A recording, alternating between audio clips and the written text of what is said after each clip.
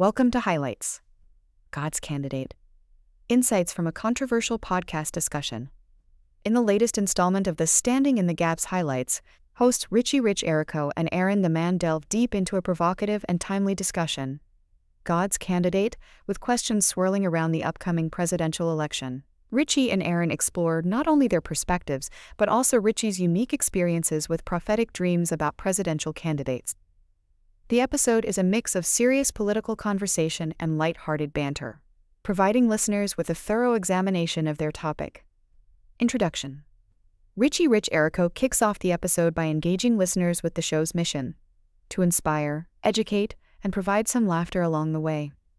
The host emphasized the importance of having a childlike faith and approaching serious topics with a sense of joy. This episode, titled God's Candidate, focuses on dissecting the recent presidential debate and invites listeners to ponder who might be God's chosen candidate for the upcoming election. The significance of dreams.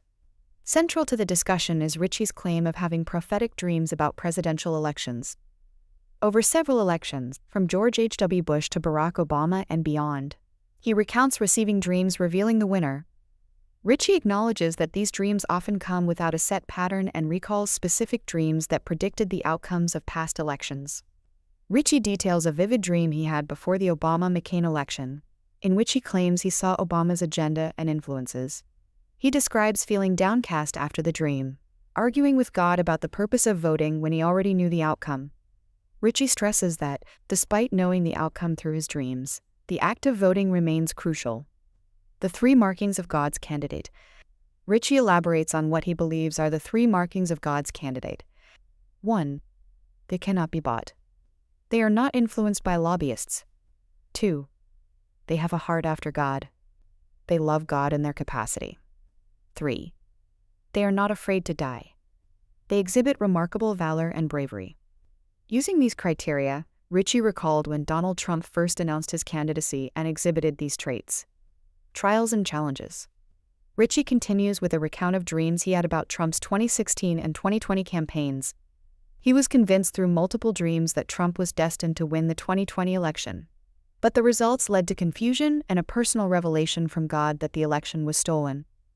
Richy uses this point to pivot into a broader conversation about political manipulation and the concept of God's chosen candidates not always winning. Evaluating the debate. Aaron and Richy transition to discussing the recent presidential debate. Both expressed disappointment in the mudslinging and name-calling that dominated much of the conversation. They note the importance of focusing on substantial issues, like jobs and economic recovery post-COVID. Aaron lends his support to Trump, citing his belief that Trump is better suited to serve the American people due to his business acumen and direct approach. Richy praises Trump's emotional intelligence and resilience, likening him to historical figures like Teddy Roosevelt and Henry Ford. Richy believes that America needs a leader with a strong resolve, and he perceives Trump fitting that mold. Humor and hypotheticals. Adding a light-hearted twist, the host speculated on a hypothetical golf match between Trump and Biden, jokingly suggesting that their respective running mates should act as their caddies.